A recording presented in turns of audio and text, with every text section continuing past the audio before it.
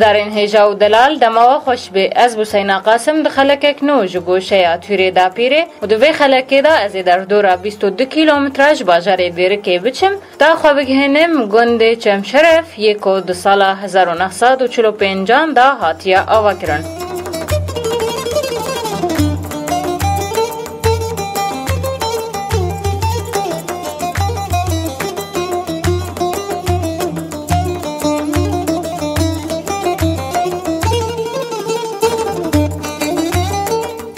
گهدارین هجا بری هر تشتی املی پرسینه لسر واتیا ناوی گند بکن.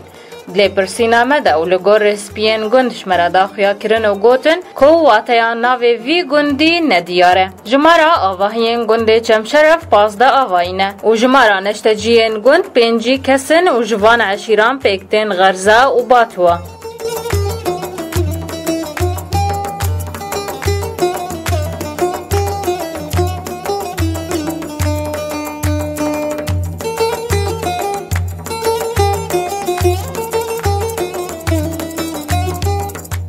گهدارین دلال روبره چاندنی 16,000 دونمن اپرانیا خلکی وی گندی مجولن چاندنیا نیز کوبیقیا و کزبرا و گنم. گهدارین هجا جالیه رجحلات و گنده روبیه او جی گندک جگنده باکوره و جالیه رج آوا و دیرکا بر آویه و جالیه باشور و قره خرابه و هر وسا جالیه باکور و آوا مزنه.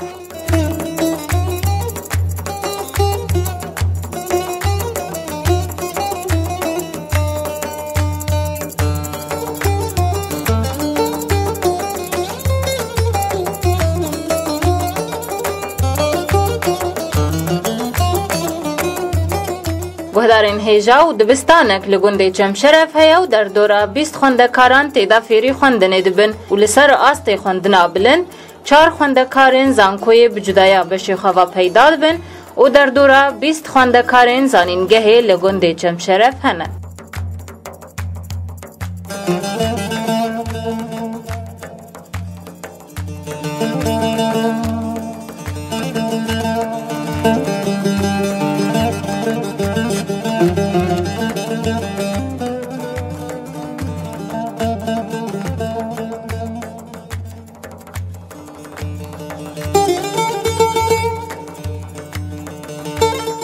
گهدارین هیجا امگان داویا خلقا خوش گوشه یا توری دا پیره تا خلقک دی و گندک دی هون بمینند خیر و خوشیده.